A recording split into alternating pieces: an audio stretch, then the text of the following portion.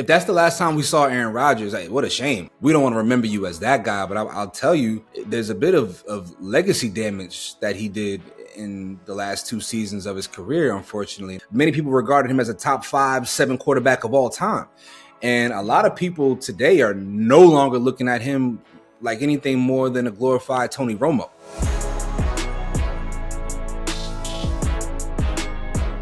The NFL playoffs are here, baby, and wildcard weekend, man, full of excitement, full of some ass whoopings too. Samaria, for the week, let me know who are some of your winners and losers. Yeah, I don't want to start negative, so we're going to start with the winners, and these are a little unconventional, but I'm going to have to give my first 2 winners to the Carolina Panthers and also the Jacksonville Jaguars. They did lose their wild card matchups, but they lost to really good teams in Buffalo and Los Angeles, right? And so we're giving out participation trophies? No. I think it's more so like moving forward. This is something that you all can build on, right? Like next year, and I give Carolina, I've done that all year, Ronnie. Like Carolina. And he was like, no, like don't sleep on them. And I did. And I think that next year they are going to, if they can get some more weapons for Bryce Young, I think they may be somebody y'all got to watch. And they're in the NFC South, which we know that is really not that great. So they could be good. Jacksonville, the same way. You know, they have a new head coach in Liam Cohen. And I think that he is well on his way to building a really good team over there in Jacksonville. Who are some of your winners before we get to the obvious losers? Yeah, you know what? I was really close to giving a good friend of mine named Jonathan Cooley. He's a DB coach down there in Carolina. That's like my brother. I wanted to give him like my winner of the weekend, and I was so ready to lock this in until that last drive when Carolina went into that soft zone coverage, and I just couldn't understand why that was the choice defensively. So I can't go Cooley. I'm going to go with Caleb Williams. I think Caleb Williams in his first playoff appearance showed people a lot of what they thought he wasn't. And there were some real questions, especially last season, about whether or not Caleb Williams was the guy that could lead this franchise going forward. And I think the way that he came out this past weekend, he silenced a lot of doubters. And he looked really good doing it in the second half. In the first half, I actually turned the game off and didn't even realize they had made their way back. And then I had to go back and watch the game. But I feel like in that second half, Caleb Williams played extremely well. Another winner of mine, I'm going to go the NFC East. Okay. Just because nobody wants to see the Philadelphia Eagles do anything ever, right? We didn't want the Eagles to have any kind of playoff success. And to see them collapse like that was it was cute. It was cute or whatever. Like I really appreciated that, man. It just as a former Giants fan, you know I'm a retired Giants fan. It just was a lot of relief to my social circle that the Eagles took a L. So shout out to everybody that's a fan of other teams in the NFC. That's a good segue because Philly was definitely getting one of my big L's. Yeah. Over the weekend. I have never seen a team collapse like that. And it's like other teams around the league would kill to have the roster that y'all got on both sides of the ball. Like y'all have 2 top receivers. You have one of the best running backs in the league. You have Jalen Hurts as your quarterback. And y'all can't figure out anything. And I know that Kevin Petula is probably gone. I don't know if that's broke yet, but everybody is saying that he needs to be gone. But even if you had another offensive coordinator in there, A.J. Brown still has to catch the ball. Woo! You can't be talking like that. You can't be talking like that. Right. Like you was him on all season, A.J. And I'm an A.J. fan. Like I covered A.J. when he was at Ole Miss. I'm telling my age. But yeah, like we were all rooting for AJ. And I think that once he started to get on social media and air out his grievances, which I always say that that's not the way that you should do it, because now you gotta cash this check that you just wrote. And he was not able to do that on the biggest stage, on the biggest plays. And then you slow poked, so the big moment is obviously he was slow poking off the field. His coach had to tell him, man, get off the field. And now y'all going back and forth. After the game, you didn't want to talk to the media. Devontae Smith did, though.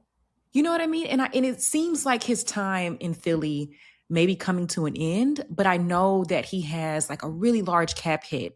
Like I think if they trade him, it's like $45 million or something like that, I think I read. Yeah. So I don't think that they're going to get rid of him just for financial reasons, but he was checked out, and that was crazy to see. Okay. I'm gonna give my L to the Pittsburgh Steelers, and they're in a little bit of a precarious position, and not that I thought they would win this game, but the fact that they've been in the playoffs so many years in a row, it's a beautiful thing. I love Tomlin. He's a brother, so I'm always gonna ride and support for the brothers. But is the goal just the playoffs every year? Like at what point do we make some headway? And the Steelers franchise is one of the proudest organizations in all of professional sports, right? And so this mediocrity they've been under for the last 10, 12 years, I think it's run its course. And a lot of my friends who are Steelers fans are like, yo, get Tomlin out of here this morning, And they ain't even talking about Aaron Rodgers so much, but they really are focused on Tomlin and just being like, yo, we want to see another face. We want to hear another voice in that locker room because I think we've maxed out what Tomlin can do with this franchise. And that's tough, man. It's like Marvin Lewis back in the day in Cincinnati, kind of. It's just like, yeah, you're right. They have the winning season, they get to the playoffs, but that's it. And for the longest, Steelers fans were content with that. Like my dad's a huge Steelers fan, and he's always like, Mike Tomlin, he's the winningest coach, all the things. And that's Pittsburgh, though. Like they don't have a lot of head coaches in this storied history that they have. So it's they got like 2 in the last 30 years or something like that, right? Isn't it? Yeah. Yeah. Like they don't change head coaches like that. So if they were to move on during this coaching cycle, who would you even get? Yeah, well, it depends on how much of this organization you want to continue to hand over to Aaron Rodgers. And that's another conversation.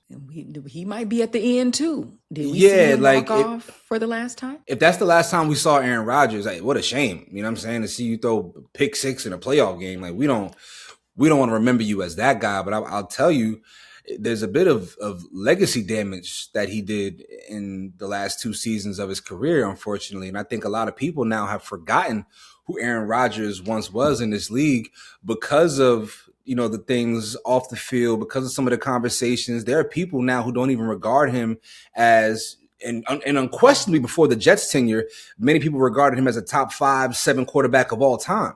And a lot of people today are no longer looking at him like anything more than a glorified Tony Romo. And that's not hyperbolic. That's just what a lot of people are feeling this morning. No, you're right. I was going to come into this saying that I feel like he's somebody that we're kind of taking for granted. Like what we're witnessing now, like you said, is kind of tarnishing his legacy little bit. Like we're not thinking about the Green Bay Aaron Rodgers. We're thinking about all the mess with the Jets and how y'all basically built this team around him for it to flop, him to go to Pittsburgh, like, him not showing up to training camp. We've argued about all those things. So yeah, it is kind of sad if that is his last time, but he gonna do something because he can't go out like that. Yeah, but man, when you think back, you 42? You remember, you're old as hell. But when you go back and you think about Brett Favre, right? Think about Brett Favre on the Jets and on the Vikings. He had like really good moments, right? Like he had these moments that we still hold with a level of fondness. And I just think these last 3 years with Aaron Rodgers, man, like starting with that first drive with the Jets when he tore his Achilles, we've seen a string of bad luck that's making one of the all-time legends in this game. Just reshape the narrative around what he was to this league, and that's a bit unfortunate. Is there any other teams that you want to address, any other games that you want to tap into before I think the only thing that we missed was the Patriots. They still look great. Shout out to Drake May, yo. Yeah. We're seeing the rise of a new generation of quarterbacks that maybe got some intestinal fortitude that we didn't think that they would. And Drake May, for me, is one of those guys. I thought he was going to be ass. So I did, to be honest with you, but it's been really cool to see his ascension, man. Like, him and Caleb really stood out. CJ Stroud, I know they won. He didn't look the best. He did not look good. Yeah, that was one of those games where Pittsburgh lost. Houston did not. Like their defense won them that game. And shout out to D'Amico Ryans. Like, he's a defensive mind. He played linebacker in the league. And so he had his defense ready. But for some reason, I don't know what it is about CJ Stroud, but it's like when the lights are the brightest, he just kind of, and shout out, like I said, to his defense for helping them win that game, because he had turnover after turnover. He looked lost. Yeah, like this terrible. was not the CJ Stroud that we saw like two seasons ago. Two years crazy. ago. Yeah. 2 years ago. Yeah, he's definitely regressed quite a bit. I don't know what that's about. And unfortunately, he has such an amazing personality and amazing charm. He does all these things in the offseason. You know, he's been one of the faces and voices of the NFL the past 2 seasons. And it hasn't really translated to more success on the field. And that show that he had with Micah Parsons, when they're breaking down the X and O's in football, we got to see inside his mind. I love that show, right? Yeah. But ever since then, I don't know. There's been some serious regression going on. And so we need to see him play a lot better football if the Texans want to have any chance going forward throughout the remainder of the playoffs. And speaking of Micah, the Packers were just a Micah Parsons away. I mean, I watched that game and I was like, now if Micah was on the field, now Caleb, he wouldn't have been as comfortable. I don't know. We'll see what happens next year if he gets to play next year. It's always so weird about these injuries and how long it takes to recover and all the things. Like George Kittle going down. I'm like, you're gone for like most of next year, if not all of next year. Probably all of next year. That was so unfortunate. And the 49ers just continue to just trudge along. We were supposed to close this out 3 minutes ago, but there's just so many different storylines that popped up. Because I forgot the George Kittle injury, man. Like that's sad, man. You know what I'm saying? Like that's the heart and soul of that team. And they've dealt with so many injuries over the past 3-4 years. Just BS too. Like it's like injuries, and then you have the Brandon Ayuk stuff where he, it's just like they have a lot of little things going on behind the scenes. But Brock Purdy continues to be solid. You know, he continues to look good out there despite the losses on defense. I don't know how they continue to win. Well, it's McCaffrey. I'm sorry, I'm bugging. It's McCaffrey. It's Christian McCaffrey. He's different. White Lightning is very different. I ain't mad at him. Take us out of here. I love that. Anyways, you all let us know down below your thoughts on our winners and losers. Were there anybody or any team that we actually missed? And Caleb Williams, according to Rodney, getting a big W. I don't know about that, but let us know down below. Absolutely. And make sure you tap into our newsletter. The link can be found in the bio, keeping you afloat of all things going on in the world of sports. Samari, I like that we just all week. For the last week, we've been coordinating. I don't know if you've been peeping it. The synergy is sky high.